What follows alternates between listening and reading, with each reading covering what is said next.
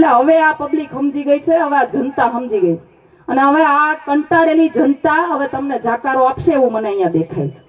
હું ગોંડલની અંદર જ્યારે જે ગામમાં જાઉં છું, લોકોની પીડા સાંભળું છું, લોકોનું કહેવાય ને કે એનો જે ડરનો માહોલ છે એ જોઉં છું. લોકો એમ કે છે બેન અમે તમારી યાર છીએ, તમે ટેન્શન ન લેતા, પણ હામાં નહીં હાલીએ.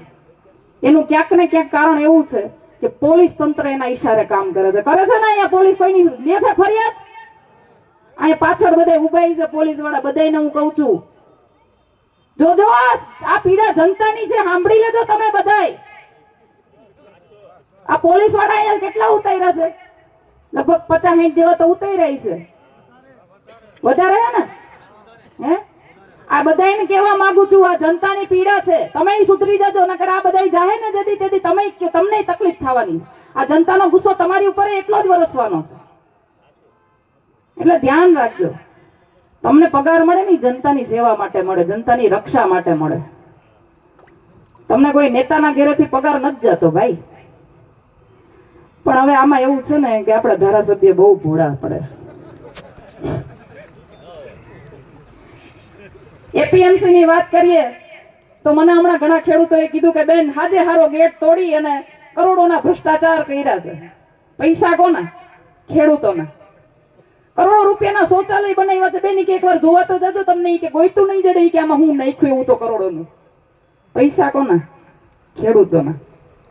નાગરિક બેંકના એટલા કૌભાંડ, નગરપાલિકાના એટલા કૌભાંડ. હું સ્ટેજના અહીંયાના માધ્યમથી બે વાત તમને એવી કરવા માંગુ છું કે ધારાસભ્યની ઘેરે ડ્રાઈવરના, એના બોડીગાર્ડના અને એના બધા પગાર એપીએમસી માંથી ચૂકવાય. બોલો, હું નથી કહેતી, અહીંની જનતાએ મને કીધું.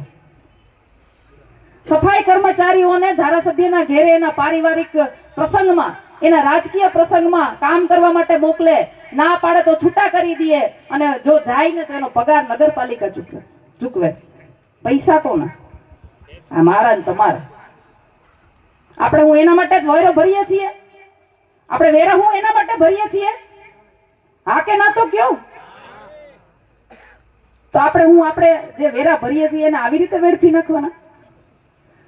હે કોઈ સવાલ કરવા વાળું નથી. બોલો કે અમારા પૈસા તમે ક્યાં નાખો છો?